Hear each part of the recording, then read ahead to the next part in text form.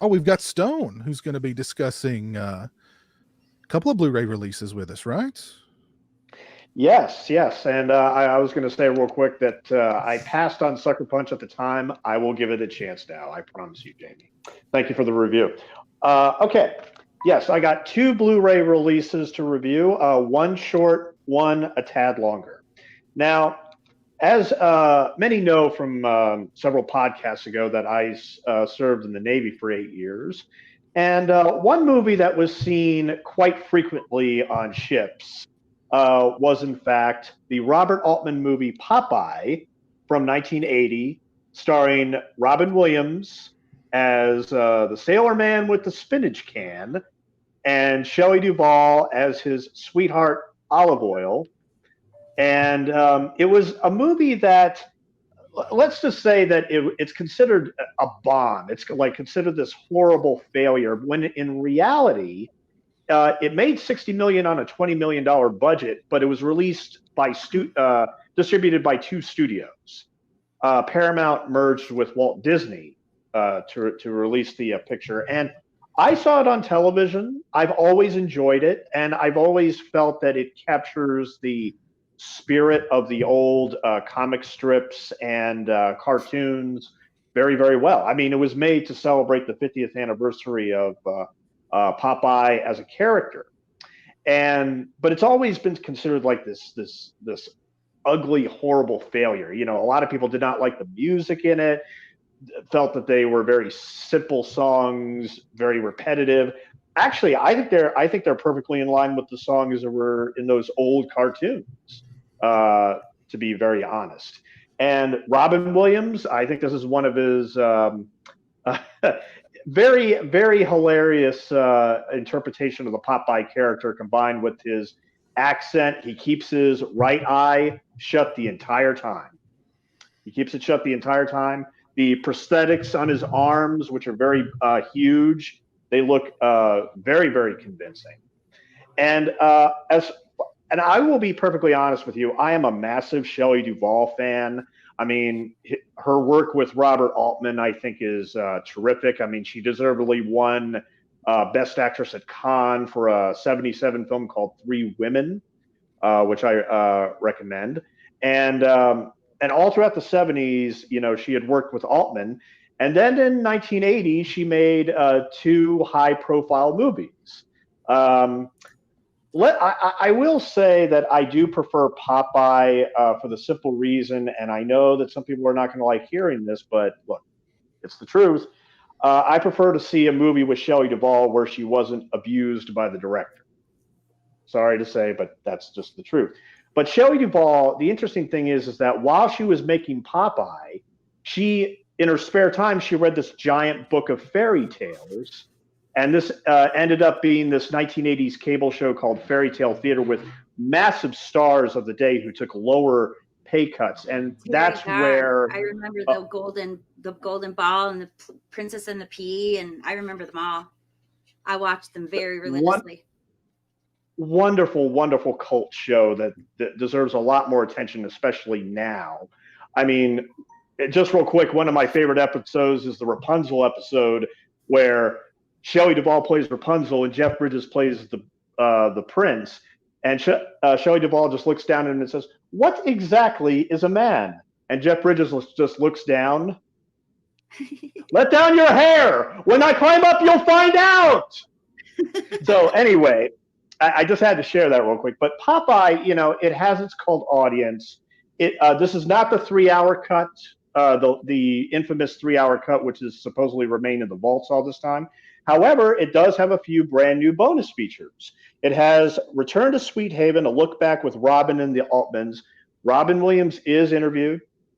Robert Altman is interviewed, and they're very, very amusing interviews. The featurette is only 13 minutes. But we learn interesting things about the story. I mean, we get to see Malta. The Popeye Village has remained there 40 years since the movie's release. It's been there, operating as a fun park to this day. And I will confess, look, our ship went to Malta. I had duty. I wasn't able to go. Since then, going back to Malta to visit the Popeye Village has been on my bucket list. I don't know if it will happen, but we'll see. And finally, the other bonus features are the Popeye Company Players. It's a 10-minute featurette with all the circus performers that worked with Robin Williams and Shelley Duvall. Popeye's premiere, 2.5 minutes of photographs of the premiere at Grauman's Chinese Theater.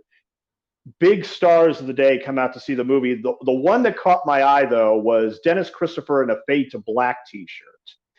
And it makes sense because he worked with Shelley Duvall in Three Women. He had an uncredited role as a Coca-Cola delivery driver at the end, where he delivers Coca-Cola to Shelley Duvall. But anyway, I thought that was interesting. And finally, the Sailor Man melodies, which are essentially all the songs which you can, watch and listen to. My favorite is still the Robin Williams number in the horse racing / cat house. Yes, this is a family movie. Okay.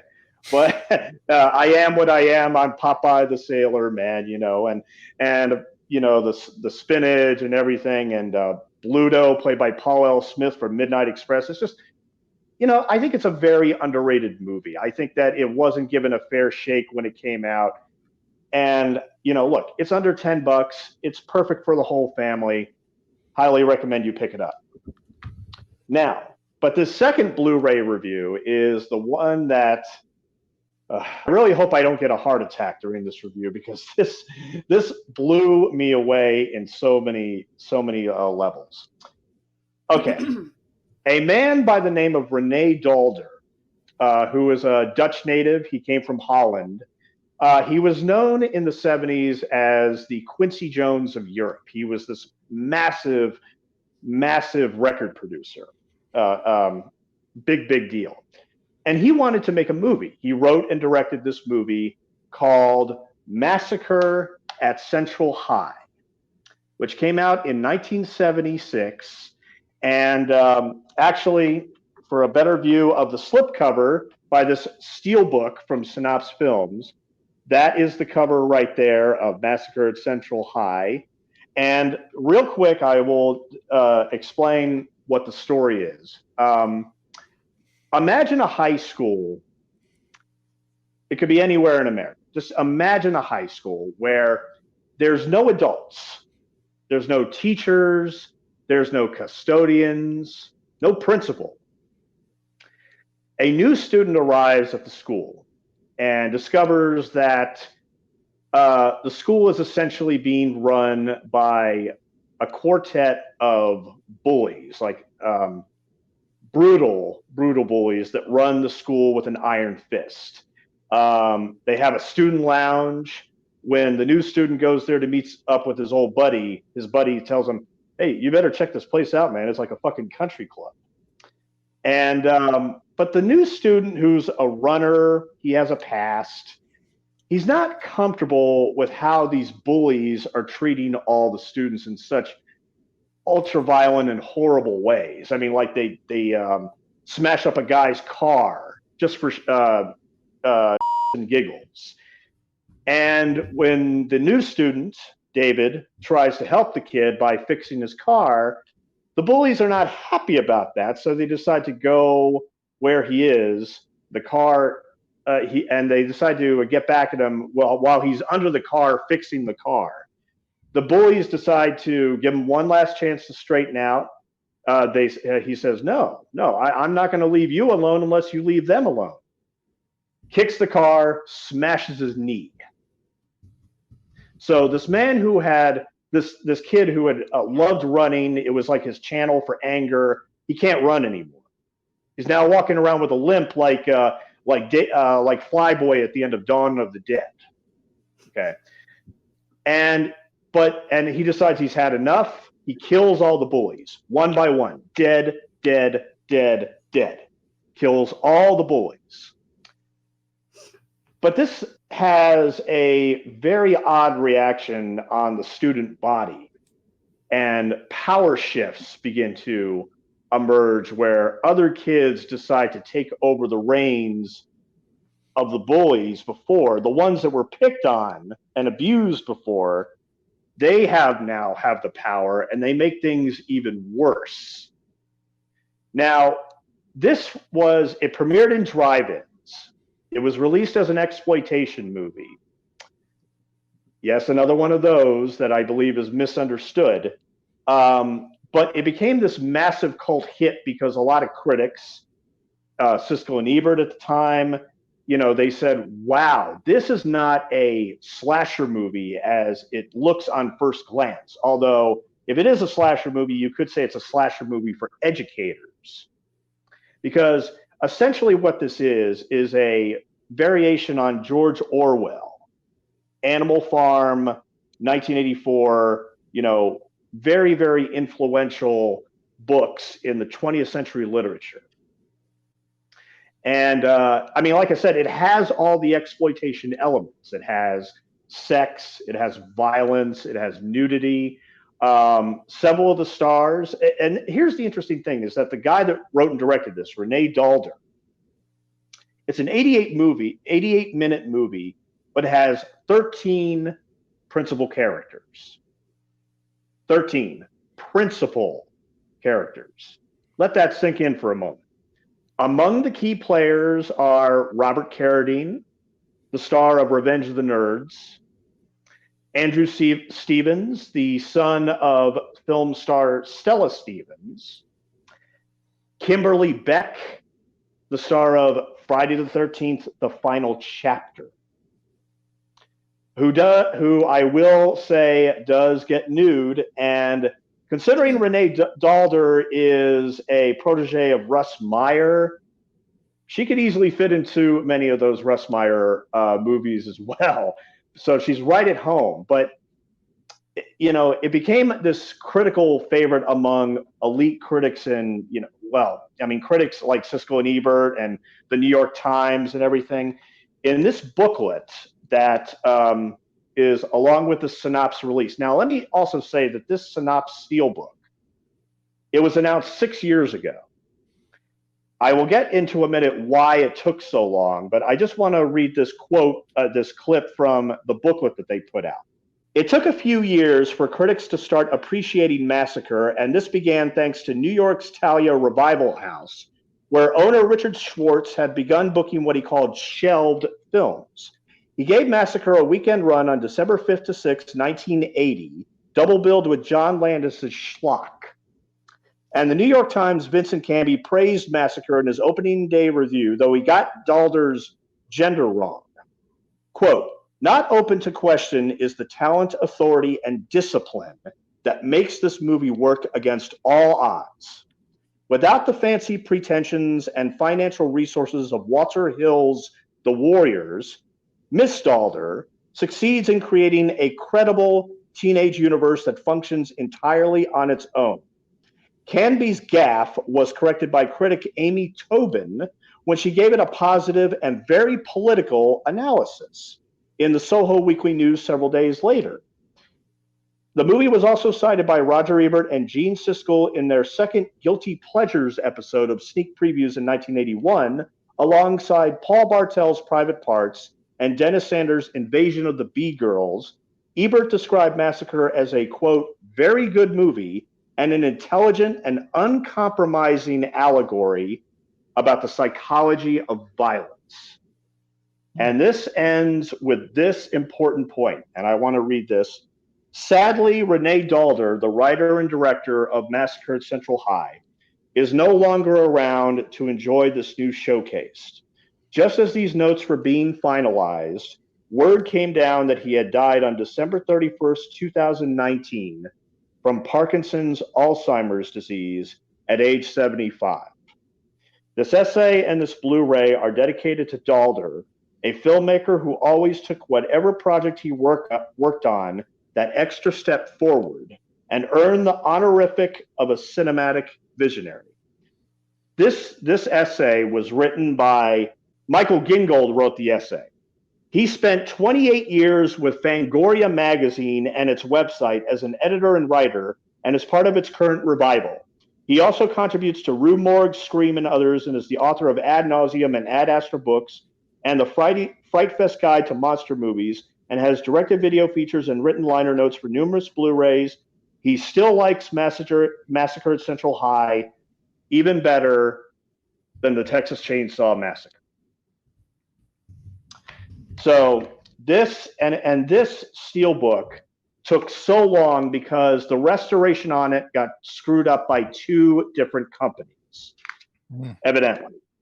The master image files for Massacre at Central High were provided to Synopse Films in high definition 1080p by director Renee Dalder, who supervised the original film scan, color corrected, and performed some initial restoration of the 35mm element used for this release.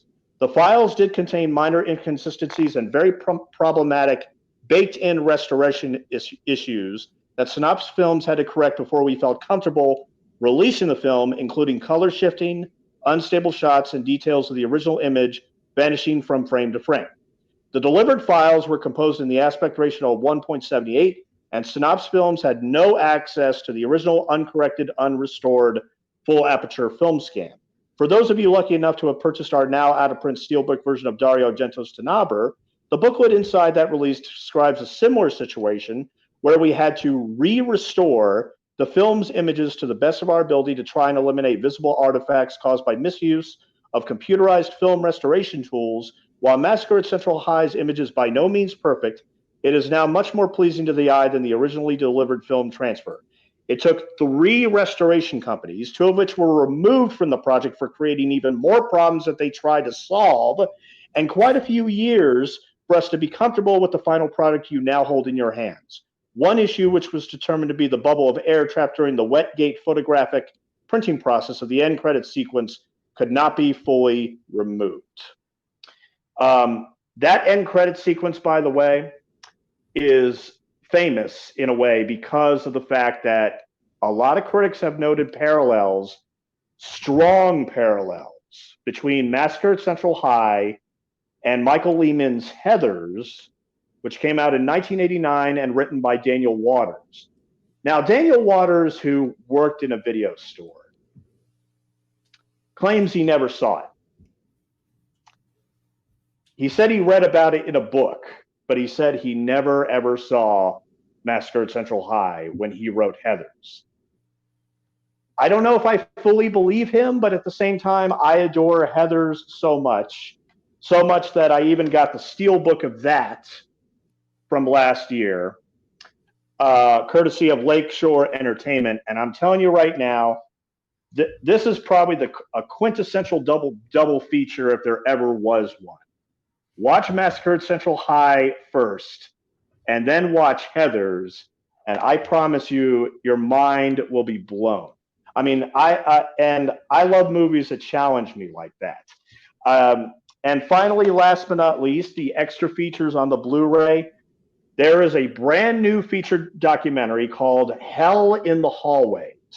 Runs 42.5 minutes, contains 8 interviews by cast and crew. And they all quoted Renee Dalder in the same way by remembering that he said many, many times, no phony Hollywood baloney. It was a 20-day shooting schedule. They shot at 2 Catholic high schools, one which was empty, and the other which did not read the script beforehand, and they absolutely regretted it. And it was a party atmosphere for the most part, but no issues. There was a giant locker explosion which shook the school. And it was also released in Italy with pornography inserts and retitled Sexy Jeans. And in the words of Daryl Morey, who plays David, the new kid who murders all the boys, I quote him from the documentary. When I saw Sexy Jeans, I realized 2 things.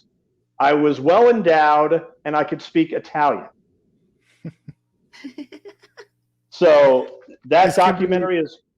Oh, sorry. Is Kimberly Beck interviewed?